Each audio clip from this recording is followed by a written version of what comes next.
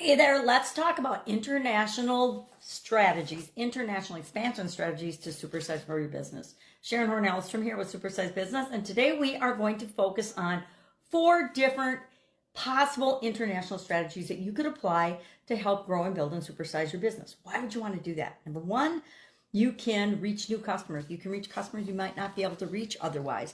You can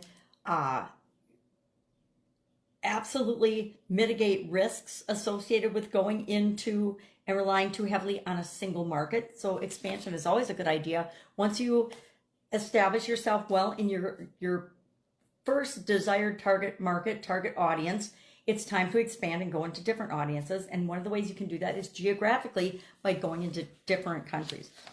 I'm going to share 4 strategies for doing that, 4 things that are really important when it comes to expanding internationally, as well as I'll give 3 examples of companies that we all know, they're household names, and have done an incredible job of this and are very, very successful and have definitely supersized their businesses along the way. The first strategy we want to use, and with any strategy, it requires careful market research, right? It requires execution to ensure success. We can't just decide we're going to do something, jump into it with both feet, and then not do our homework and not plan, because if we don't, we're going to have surprises. I'll never forget one of my early corporate jobs was traveling to Mexico. And one of the things we need to consider when we're going into different countries is the language and the culture and the norms of that community in that particular geographic area. And the long O sound in the word focus does not translate and into Spanish. They use the sound. So when you say focus group, it becomes a naughty word, us group.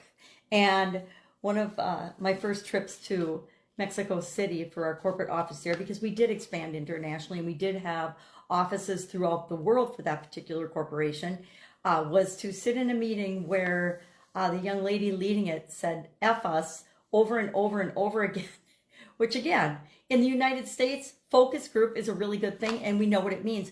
But it's one of those things that needed a different name when it was translated into a different language. That's a really simple example of some of the big mistakes corporations and businesses have made as they're expanding and growing into different companies by not doing their homework, by not considering the things that they do here and just thinking that they can overlay them in other countries. It does not work. So what are some of these strategies? Number 1, market research and analysis, right? We always have to do our homework.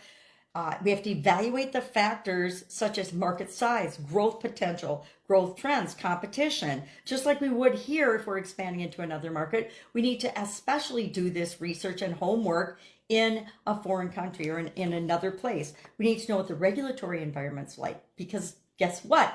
Just like different states and different municipalities have different rules for different type of businesses and industries here in America, every country has the same thing. We also have to take into account consumer preferences. Is what we are trying to share in another country, is it even appropriate for that culture, that environment? Is there a market for it there, etc.?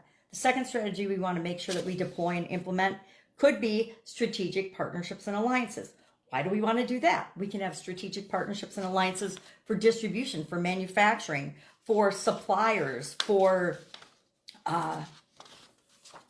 different people that can help hook us up with different clients or different influencers in that community and in that country so that they can help us to get a foothold and understand the area better. They can help us to network. They can give us knowledge about customs and preferences and norms, etc. Logistics is a huge part of moving our business and expanding internationally. The third thing we need to do is localization of our products and services. We need to make sure that we address customer preferences, that we customize our products to meet the local preferences, to address language barriers. Just gave an example of what happens when you don't do that. And it wasn't a big deal because it was everybody within the company, but it was something to keep in mind as we moved outside of the company and shared our products and services with them. And adjusting prices and promotional marketing materials and things have to be taken into account when we're in different parts of the world than when we're just at home. And then finally, our 4th strategy is investment in infrastructure and talent. Sometimes you find when you expand into other countries, you need to create distribution centers. You need to have your own manufacturing facilities. You need to, and not always, but sometimes you do, and you need to facilitate whatever's necessary to reach the target audience that you're trying to reach in that area. And in manufacturing, for example, when we expanded our manufacturing facilities into other countries, and then looked for local distribution and local suppliers and things to make it was economical and efficient to run in those countries. So what are some companies that have done this really, really well? Let's talk about McDonald's. They have got a presence in 100 plus countries now. They have done that by adapting their menu and their marketing strategies based on the local tastes and customs and preferences in those countries and in those geographic areas. And that's made them very, very successful. I think everybody would agree that McDonald's is the king of supersizing.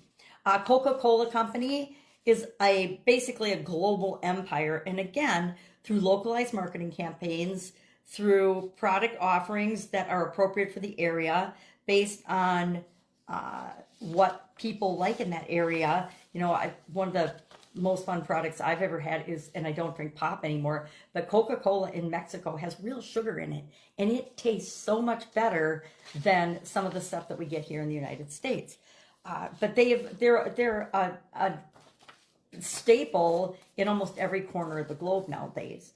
Tesla's the third example, and what they've done is they've gotten a foothold both with their manufacturing facilities and their charging stations in China and in Europe and here in the United States that has allowed them to be at the forefront of the alternate energy type vehicle industry, and they continue to lead that. I use Tesla a lot as an example because they're a good example of a business that's on the leading edge of many things. All right, that's it. Love to know, have you ever considered expanding internationally to supersize and grow your business? Share your stories in the comments below so we can learn from one another. And I will be with you tomorrow with another interesting strategy that you may choose to apply and use and test in your business to supersize it. Have an awesome day.